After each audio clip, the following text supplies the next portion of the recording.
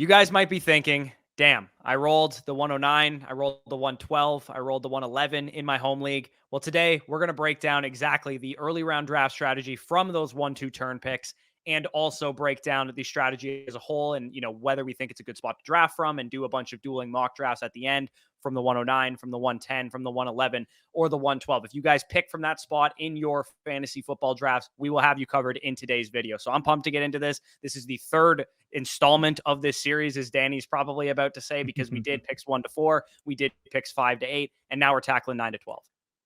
100%. And like Corey alluded to, you might be thinking that it's a bad pick on the surface, but after this video, you'll realize the hidden gem you got with this late pick, because as we'll get into, the 1-2 turn is especially tasty. And if things fall right, maybe you can have a very jam-packed 3-4 turn as well. But before we get into it, as always, you guys know the drill.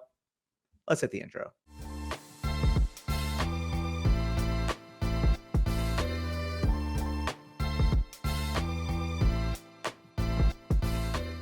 All right, so as we did in the 5-8 video, we wanted to show you guys like our overall tiered rankings, top 36, to show you like the tier breaks that we're looking to target at this pick. So picks 9-12, you guys can see we have 10 players in our first two tiers. Jamar Chase, Justin Jefferson, obviously going to be long gone off the board before you guys pick.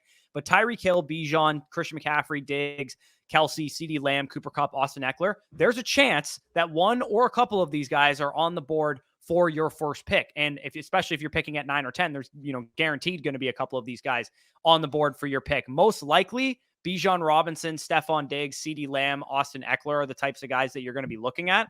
And that kind of makes up why we like this end of the first round area, because these guys are all viewed interchangeably. We think the worst spot to draft from this year is the 103 or the 104, because then you have to make the decision with conviction over some of these other guys that are realistically not that different. And then also, on the way back, if you guys are picking at the 9 spot or the 10 spot especially, you're going to get the tail end of this tier of Amon-Ra St. Brown, Nick Chubb, Garrett Wilson, Devontae Adams, Saquon Barkley, Tony Pollard, and A.J. Brown. You get to leave your first two rounds with two of these players, and that's why this pick, more so than most other years, I would say, is actually not that bad. Last year, I think this was the worst spot to draft from, but this year, I think it's a lot more fruitful. Completely agree. This is a very advantageous spot this year because, like you kind of alluded to, there's not much of a difference separating our 3rd and our 10th overall picks. And realistically, honestly, the tail end of the mid to late first and the top of the 1-2 turn picks, I love all of those names. And to be honest, the difference between the 1-2 turn picks and the guys like the quarterbacks, Jonathan Taylor, Calvin Ridley, Jalen Waddle, etc., is a much starker difference than, deciding between Tyreek Hill and Austin Eckler. Yeah, absolutely. And of course, scoring format will impact some of these players. Like, again, these are our current rankings consensus wise. You might have some, micro differences. You might have McCaffrey over Bijan. You might have Kelsey higher up. You might have Cooper Kupp higher up. It really doesn't matter at this point in time, because you're going to be kind of going for what's left over. But if you guys are in any kind of tight end premium leagues, obviously Travis Kelsey is going to mean a lot. If you guys are in leagues where running backs fly off the board, maybe you want to prioritize getting 1 or 2 potential anchors early on in the draft, knowing that you're going to get good wide receiver value later. And then when we get to the 3-4 kind of area, the thing that is a little bit sketchy about the 9-12 spot versus the 5-8 spot, like we talked about in yesterday's video, is that at the 5-8 spot, you're guaranteed probably one of these like 2-3 turn assets falling back to you, whether it's one of the top 3 quarterbacks, Jonathan Taylor, Calvin Ridley, Jalen Waddle, Mark Andrews, Derrick Henry, or Josh Jacobs. Usually you can leave your first 3 rounds in the 5-8 area with 3 of those players. From 9-12, it may get a little sketchier. You might have to take a risk on a guy like Breece Hall or Travis Etienne or Ramondre Stevenson, or maybe a T. Higgins or Chris Olave, Devontae Smith, Jahmyr Gibbs, Lamar Jackson, Deebo Samuel, or Joe Burrow type, or even maybe DK Metcalf or Amari Cooper, who aren't even on here, kind of fit into that range. So we'll break down kind of micro player takes and, hero RB and zero RB and double hero RB strategy. As it currently stands for me, I think this is the most flexible position to draft from, because I think more so than the other 2 videos we talked about, you could reasonably execute a very strong zero RB from this position, because you're going to align very well with the top 2 receivers that you could get from those first 2 tiers.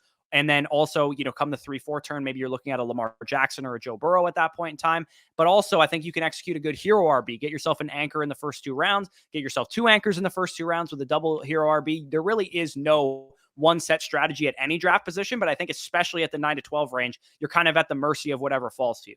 Completely agree. And in terms of optimal strategy, the way I kind of look at it is the reason why I want to leave with at least one wide receiver in the first 2 rounds. Again, depending your league format, you guys may favor a double hero in this spot, maybe like Nick Chubb, Saquon Barkley, and want to pair them with a guy like Austin Eckler or Bijan Robinson.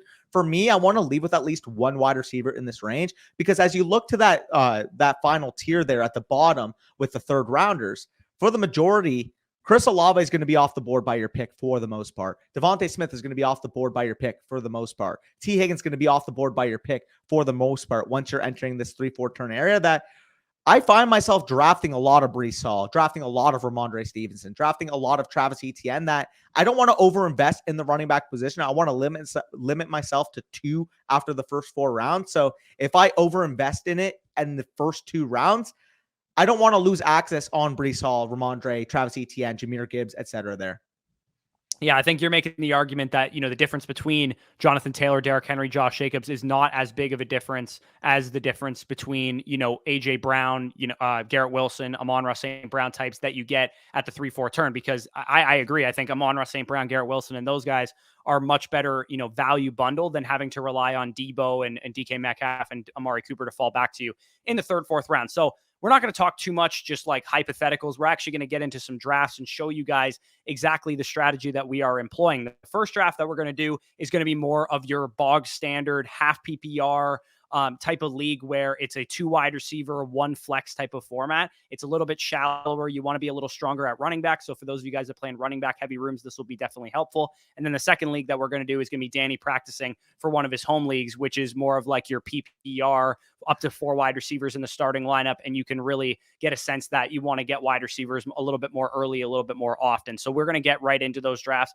right now. All right. So we are now into the draft. Like I said, Danny's going to be picking from the 9 spot. I'm going to be in the 1-2 turn area. We'll talk about some optimal strategy. Like I said, throughout this, if you guys are playing in an 8-team format, a 10-team format, any kind of shallow league in general, this will be kind of the draft for you. 1 quarterback, 2 running backs, 2 wide receivers, 1 tight end, 1 flex. Traditional home leagues, work leagues, college buddy leagues. This is usually the type of format you guys are playing in. Hence, the running back position becomes a little bit more valuable. Yep. And in terms of the running back position, had a guy like Austin Eckler or Bijan Robinson falling back to me, of course, McCaffrey's probably not going to fall to the 109 in some of your leagues, but those guys typically will vary in terms of where they go in the draft. Because both of those guys are off the board, I'm not going to reach on the running back position with a guy like Saquon or Nick Chubb because I just view the wide receivers to be stronger in this range. Of course, Travis Kelce, if he had fallen, given the shallower format, I could have considered him as well, but he is not at my disposal. So it will be the wide receiver position. It will be a guy I have ranked inside of my top 5 with Stephon Diggs. Yeah, and again, this video is not totally micro player takey. So had you gone running back there, we don't have too much argument and too much gripe with that.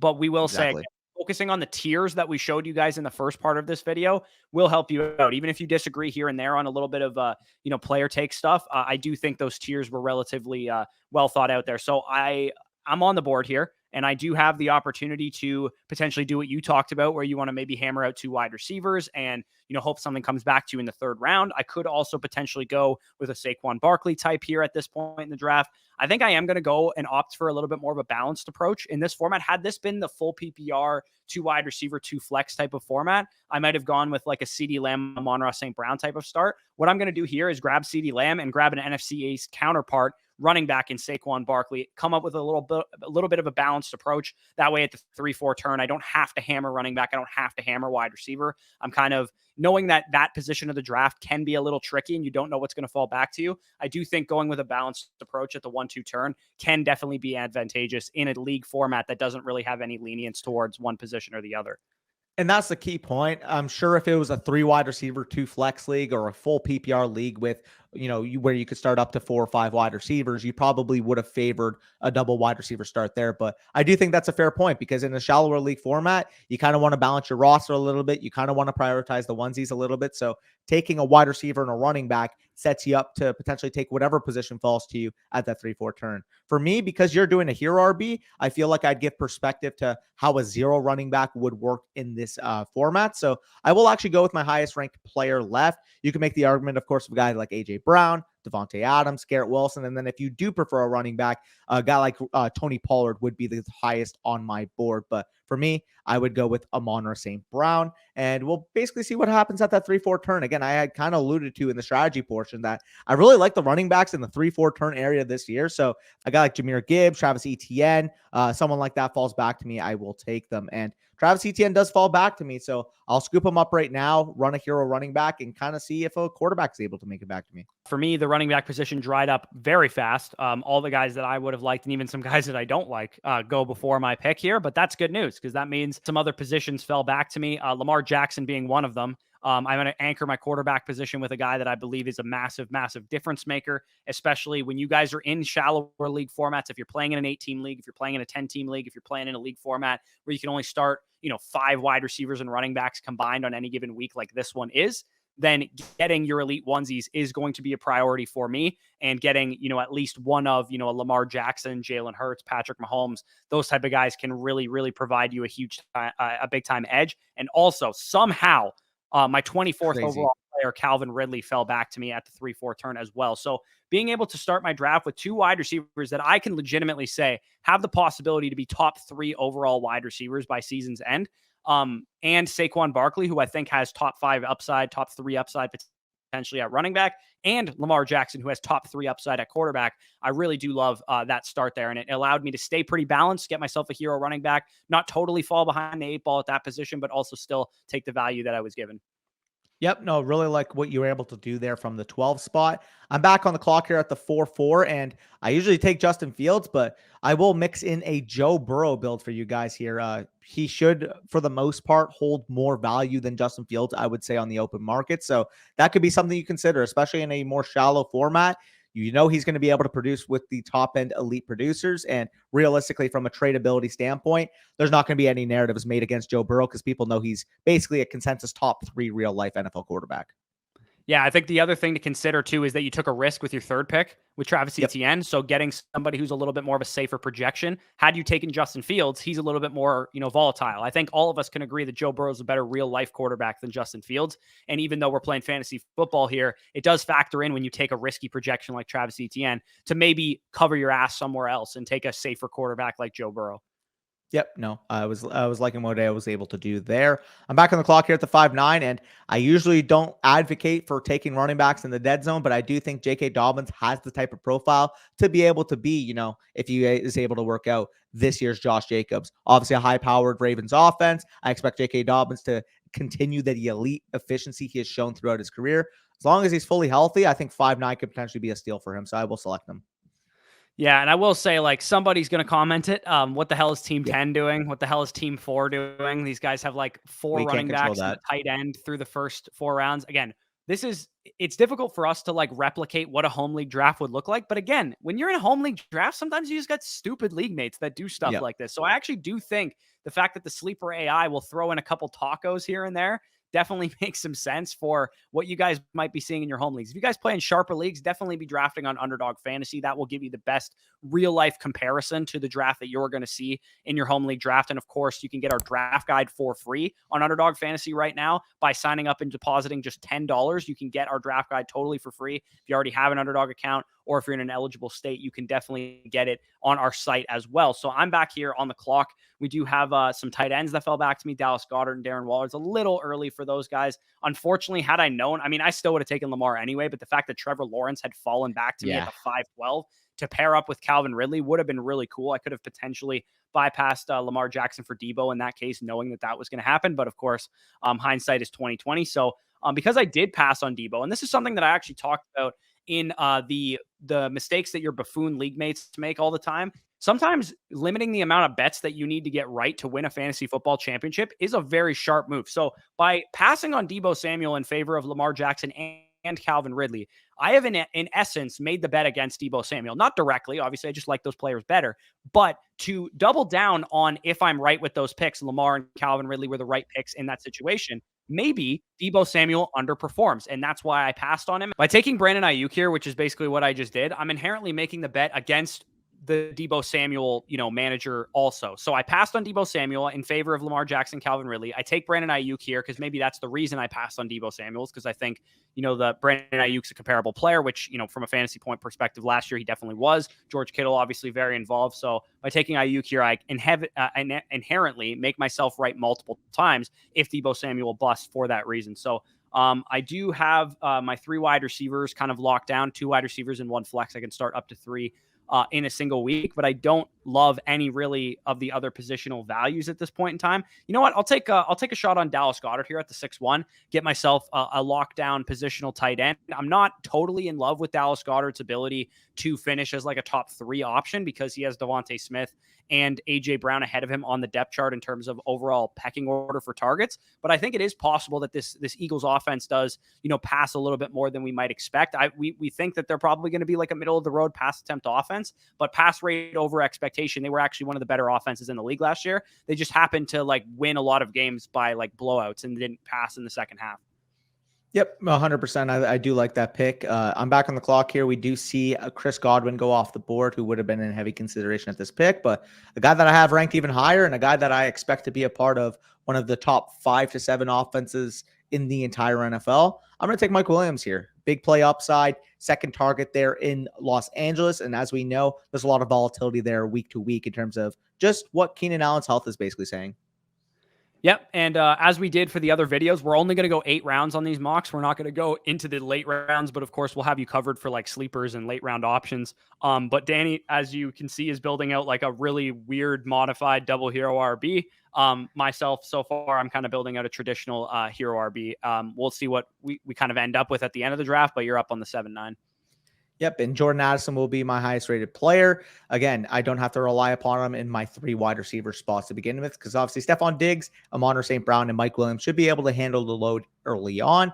And with Jordan Addison, if he does end up becoming, this stud rookie wide receiver that can be the second threat in a really good offense, I expect with Minnesota, getting him here in the 7th round and being able to trade him for maybe George Kittle gets off to a bad start and I can use whatever tight end I select plus Jordan Addison to get up to George Kittle. I have a lot of future buying power if he does explode. So Jordan Addison, I will take at the 7-9.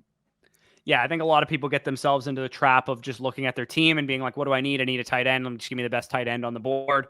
You can make trades. You can always, go back and make some moves there. So definitely makes some sense. I'm on the board here.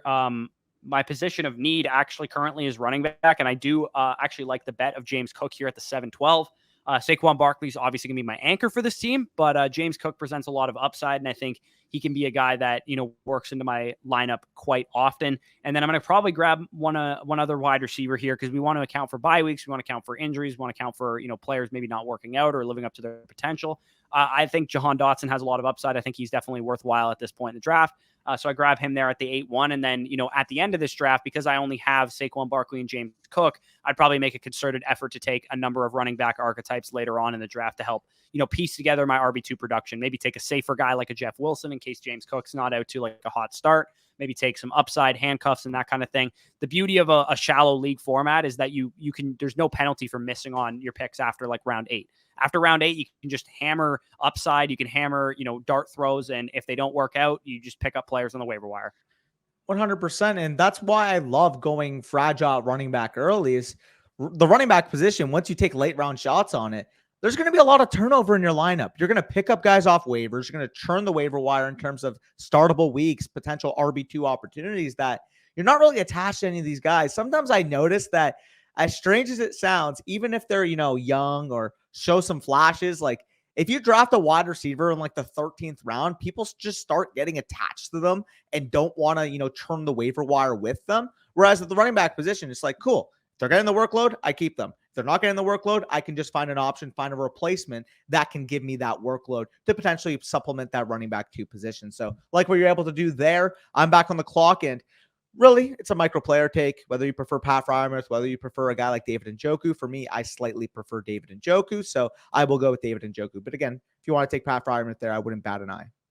Yeah, and I personally would take Pat Frymuth, but it is really just a toss-up type of decision. So that will close out this draft. Like I said, at the end of this, there's no penalty for taking long shots at the end of your bench in a shallow league format. So whether you guys play in an 8-team league, a 10-team league, a 12-team shallow format like this, your bench after round 8 to 9 should realistically just be only upside swings, rookie running backs, rookie wide receivers, handcuffs, things of that nature. So that's definitely how we would fill out the rest of our rosters. As you guys can see, my team here, I build out like a bog standard hero RB with CeeDee Lamb, Saquon Barkley as my hero, and then I fill out my wide receiver core with Calvin Ridley, Brandon Ayuk, grab myself some onesie advantages with Lamar Jackson and Dallas Goedert, and then I get James Cook as my first running back in reserve there. Like I said, I would probably hammer out 3 or 4 more at the end of the draft here, and then Jahan Dotson as my 4th wide receiver, probably grab 1 or 2 more of those as well. So let's see what you're looking at, and then we'll switch over to the draft. It's a little bit more of a deeper league format and break down a mock from the 10 and 11 spots.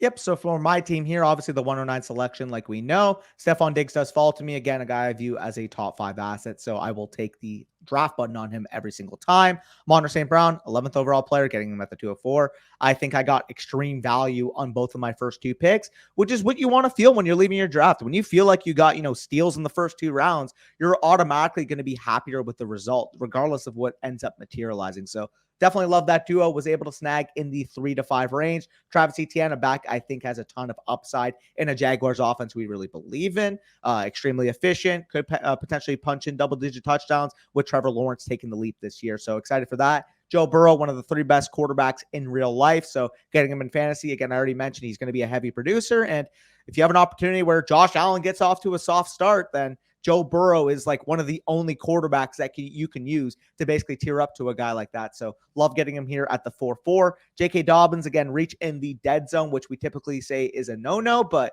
J.K. Dobbins is the type of player where, similar to a case of Travis Etienne, you're getting elite efficiency, you're getting a projectable, really good offense there with Baltimore and Jacksonville. So if J.K. Dobbins is healthy, I have no problems here selecting him at the 5-9. Finally, in the last 3 picks, hammer out 2 wide receivers and a tight end respectively. Mike Williams, half PPR, big play upside. Like I already said, with the Jaguars and with the Ravens, the Chargers may even project to be an even better offense. So absolutely love that 6-4 value. Jordan Addison, wide receiver 2 on the Minnesota Vikings. Expect him to command maybe close to a 22% target share in his rookie season. And in this type of range, trying to get that type of wide receiver that has both the situational edge that Addison has, that, a guy like Deontay Johnson doesn't, and the volume aspect that he has versus a guy like maybe Jahan Dotson or maybe a guy like Treylon Burks, I'm all for. So I love getting that. And then finally, David Njoku. He's a guy I fully believe in, late round tight end 1. I do think, again, this Browns offense is going to take a step up, and David Njoku is going to be one of the pillars why. So really, I feel like I just described every single player on my team as being part of a good offense, but at the end of the day, we want to target good offenses because they usually yield the best results. Yeah, I mean, the worst offense on your team is the Jags, the Browns, probably. Yeah. Like, they're not, none of those offenses I'm really scared of, letting me down if I'm in your position. The worst offense, I guess, on my team is Jahan Dotson. But other than that, I think all those other offenses can be at least top 15. Maybe the Giants struggle a little bit as well. But we're going to move over to the other mock. Like I said, it'll be a 3 wide receiver, 1 flex league. So the wide receiver position a little bit more of a premium PPR league. So we're not going to go quite maybe as running back heavy. I mean, Danny didn't really go running back heavy, nor did I with a hero running back, but you're going to probably see it even more to the nth degree. So let's switch over to the other mock. All right, so we are into the other draft. Like I said, I'm going to be picking from the 110. Danny's picking from the 111, which, of course, in one of your home leagues, you actually do draw the 111. So this will be good practice. And unfortunately, if your league mates are watching this, they're going to get a good insight into your strategy. And of course, as we said in the last video, in the 1-4 video, if you guys are watching this video and Danny is literally exposing his strategy to his league right now, the least you could do is leave a like and subscribe if you guys are new around here. So I'm on the board here at the 110. Again, it is more of a wide receiver friendly type of format because you have to start 3 of them every week. It's a full PPR league. Unlike the last mock we did, you can really use running back scarcity as a tiebreaker. I think in this format, it's almost the opposite side of the coin where the wide receiver position will dry up quickly and you don't want to be behind the 8 ball there. So I'm going to take CeeDee Lamb again. I know I took him in the last mock draft, but he is my highest rated wide receiver. So I'm just going to take my highest rated wide receiver. Yeah, no, you just sniped me pretty hard because CeeDee Lamb was by far my highest rated wide receiver left, being my 8th overall player. But with that being said, I do think that the other wide receivers are still very strong. A.J. Brown, Amon St. Brown, Devontae Adams, and Garrett Wilson in particular. And the one that I have highest ranked right now, especially in a full PPR setting, would be Amon St. Brown. So I will select them at the 111 and see which one falls back to me. And the only wide receiver that went in that time frame at the 12 spot was AJ Brown, followed up by Derrick Henry. So I do get my pick of the litter between these two guys, between Garrett Wilson and Devontae Adams. For me, I have Garrett Wilson one spot higher, so he will be my selection. And I'm assuming you're going to run up to the podium and take Devontae Adams. Yeah, so I'm in a unique spot here.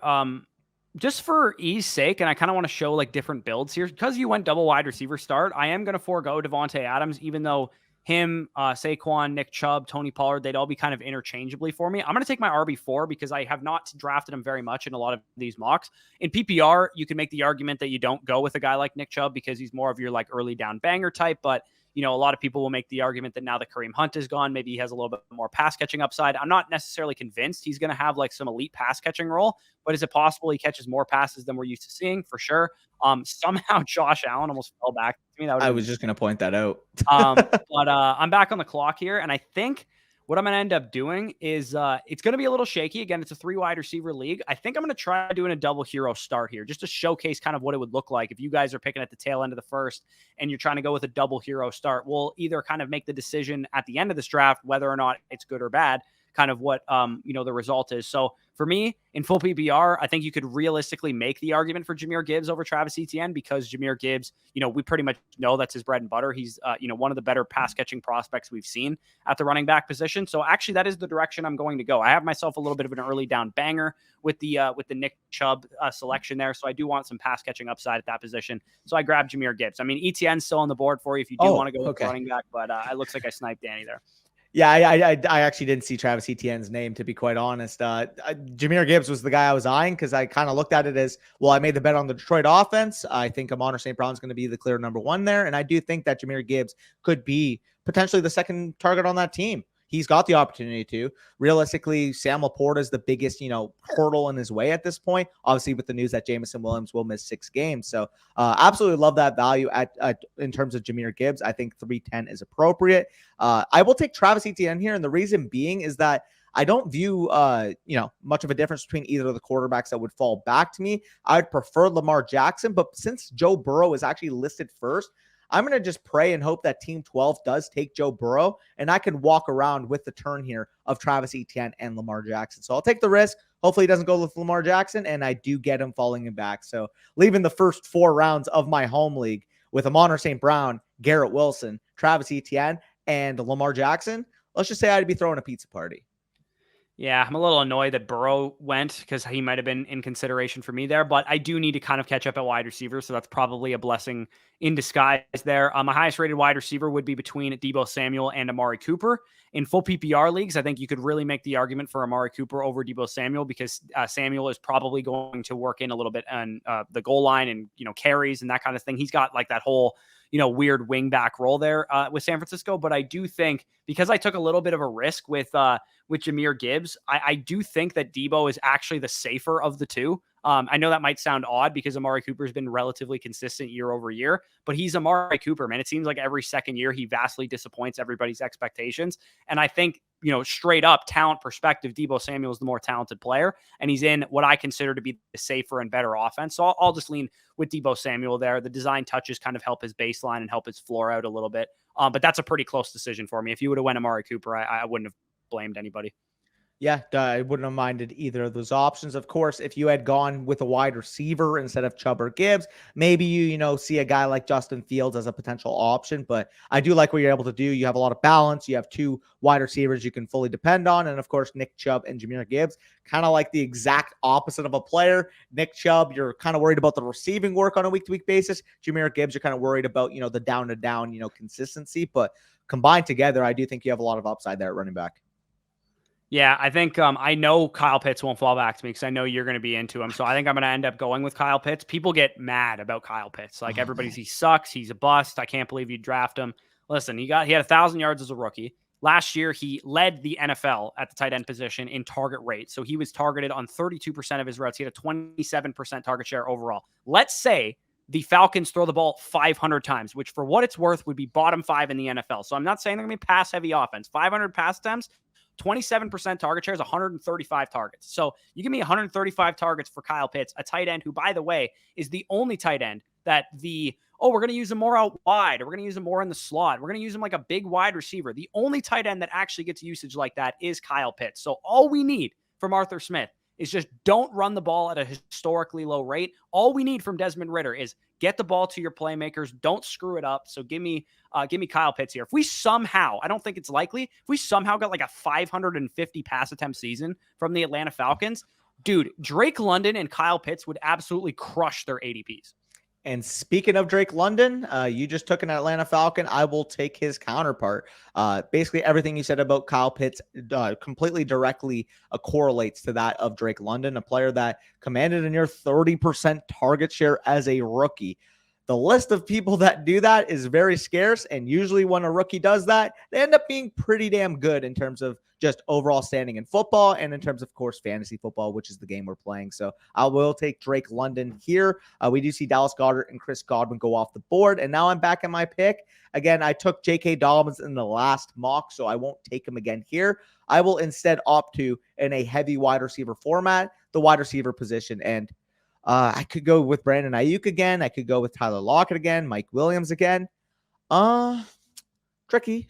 My highest ranked wide receiver here in a half PPR setting would be Mike Williams, but in a full PPR, I do like what Brandon Ayuk is able to do from a target commanding standpoint. So I will select them. You got Deebo Samuel. I'm just going to make the bet against your Deebo Samuel by going with Brandon Ayuk.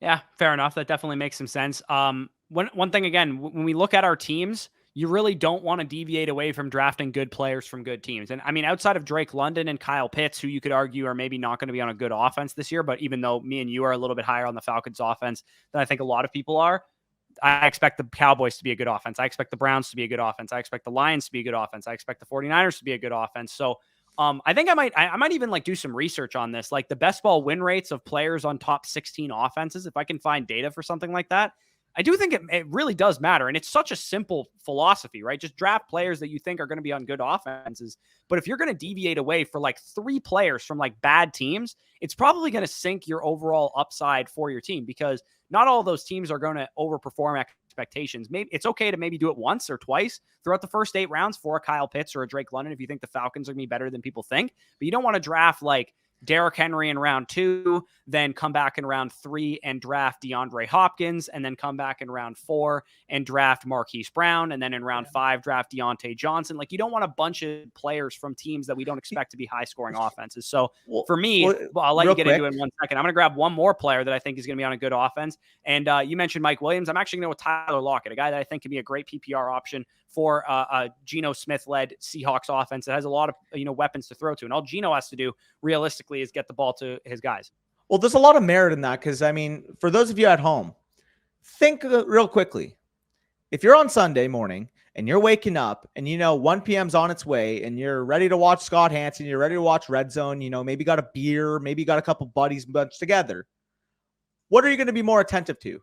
The good teams and the good offenses, or the bad teams? If you have a bunch of players on bad teams, I just find it kind of ruins your own fantasy experience for the most part. Like, if I have to watch, last year's freaking Chicago Bears offense and their 23 pass attempts per game, and I had, let's just say Darnell Mooney on my team, I wasn't feeling very good. And I'm glad that you mentioned that. If you guys would love to see a study like that on the correlation between offensive success versus best ball points, comment that down below, because of course it'll help us in the algorithm. And if that's something you guys want to see, of course, we will get to it.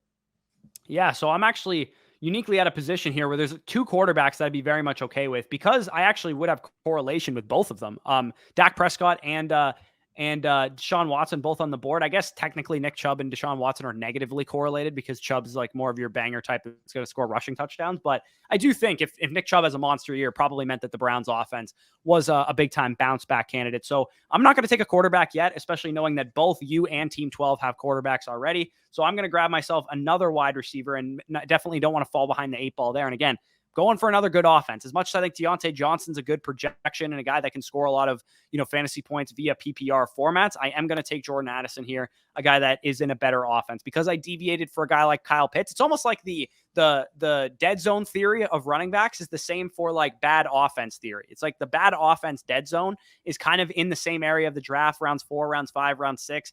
There's guys like Miles Sanders, Jerry Jeudy, Terry McLaurin, DJ Moore, Christian Watson. Like, we don't know what to expect from these offenses. So if you're going to deviate into the dead zone, quote unquote, of bad offenses, then you should probably only do it once or twice through your first 8 rounds. Because like I said, you don't want to end up with 5 of your first 8 picks on offenses that are bottom 15 in the NFL in points. You took James Cook in the last mock draft, so I will select him here. A guy, of course, like I said, great offense with Buffalo, and James Cook has the opportunity to be the main running back there. So love that value there at the 7-11. And usually, like we always say, we want to have enough wide receivers to start through the flexes, and we want one on our bench that we can rely upon. Jahan Dotson is the wide receiver, especially in a full PPR, that I want to rely upon on my bench. So getting him here at the 8-2, I think is an incredible value. And sorry if I sniped you. Yeah, no, I'm a high-end galaxy braining here. Deshaun Watson is my highest rated quarterback. Typically on a team neutral situation, I would go with Deshaun Watson no matter what here. But given that I have CeeDee Lamb, and given that I passed on Tony Pollard as well, I'm kind of making the bet that I think the Cowboys will be more pass heavy than people think. And I think they'll get back to their ways of like 2020 and 2021 when they were like among the league lead in pass attempts. So by that logic, I think it makes sense to go after Dak Prescott. Deshaun Watson probably has a higher ceiling, but when it comes to like how I constructed my team, the correlation of my team, if Nick Chubb smashes, it might hurt Deshaun Watson a little bit. So I think this kind of makes a little bit more sense. I'm getting 2 quarterbacks that I think are both going to be pretty safe projections, both back-end QB1s at the very least. If not, potentially mid QB1s. And Deshaun Watson has a higher ceiling than Dak Prescott because he runs more than he does. But I do think Dak Prescott in this scenario kind of makes more sense for my team. Yeah, I like the pick. For those of you that noticed, I was just pointing up at that number 21 jerseys because the days of number 21 banging between the tackles for 4 yards of carry is a thing of the past. The Cowboys have been one of the most run-heavy teams on early downs throughout the last few years, and having a high investment running back that was making $50 million a year wasn't doing them any favors in that regard. So I do agree that I do think that the Cowboys offense does open up a lot more, which seemingly goes against the consensus. A lot of people think they're going to run the ball more, but they were already a heavy run team to begin with that, if anything, they're going to go towards a more pass nature like Mike McCarthy has shown in the past in his tenure as a head coach. Yep, for sure. So rapid fire, we're going to go through our teams. Again, I ran a double hero RB, a little bit unorthodox wise with Nick Chubb, Jahmyr Gibbs. This was a 3 wide receiver start league, so I did want to get pretty strong at that position. I would probably draft 1 or 2 more if we were going for the full 15 rounds. CeeDee Lamb, Deebo Samuel, Tyler Lockett, and Jordan Addison. All of those guys play in good offenses. Outside of Jordan Addison, really, I think all of them are pretty safe projections as well. Kyle Pitts is my anchor tight end, a guy that I think has a lot of value accumulation potential from that 5'10 ADP that I got him at. And then Dak Prescott's kind of the counterbalance of taking a Kyle Pitts onesie, who's a little bit more risky. I take myself a little bit of a safer onesie there with Dak Prescott and go for the championship that way. So I like the way that my team kind of shook itself out. You can go over your team and then we'll close this thing out. Yep. In terms of my team, obviously CeeDee Lamb would make this team even better, I would say, if it was CeeDee Lamb and Garrett Wilson. But in a full PPR, cannot complain about Amon-Ra St. Brown, my 11th ranked player, getting him at 11 overall. Garrett Wilson, of course, a guy I have ranked in this range as well. I honestly think I just got both of them where exactly I have them ranked. So not like quite the value I got in the last mock where I got my 5th overall player and my 11th overall player at 8 and 15 or something like that, but still a very good start in my opinion. End up getting Travis Etienne and Lamar Jackson to bookend my 3-4 turn. Again, like we kind of alluded to in the intro of the video, the running backs in this range project more favorably than the wide receivers. So both of us actually get 3 running backs combined in those 4 picks. It's pretty standard at this turn. And then finally, you do see with my last 4 picks, 3 wide receivers, Drake London, Brandon Ayuk, and Jahan Dotson, all guys I believe in. And James Cook, a running back that has gotten very glowing camp reports thus far, has the opportunity to be the main running back on, again, like I said, when I made the pick, one of the top 5 offenses in the NFL with Buffalo. Yeah, exactly. So if you guys pick 9 to 12, hopefully you got some value from this video. If you did, go ahead down below, leave a like, subscribe to the channel. If you guys are new around here, if you haven't checked this out before, maybe you have and you haven't hit, taken the plunge and hit the subscribe button, it's totally free to do so. Really helps us out. We really appreciate all the support we've been seeing. Maybe by this time, I think we're pretty close to 25,000 subscribers. Maybe by this time we've already hit that. If we have, definitely appreciate all the support that you guys have shown us. If you want our draft guide, if you want to dominate your friends, you want to beat the shit out of your league mates, you need our draft guide. It has everything you need. Quarterbacks, running backs, wide receivers, tight end rankings, tiered based, overall rankings, super flex rankings, the truth series where you get relevant game splits, risk ratings are coming very soon as well. Our draft ready cheat sheet, all of that can be yours for just a $10 deposit on underdogfantasy.com. That is a place where you can also get a lot of great practice for your home league draft as well. So by signing up and depositing just $10 on Underdog Fantasy, you will get our redraft guide for free and our weekly rankings throughout the season. And if, of course, you can't play Underdog or you already have an Underdog account, you can get our rankings and our redraft guide over on flockfantasy.com. Use the promo code FSE for 30% off. An annual package will get you a free Zoom consultation with us as well, and first priority to dynasty decisions and all the other great benefits that you can get over on our site. So with that being said, peace out, and we'll talk to you soon.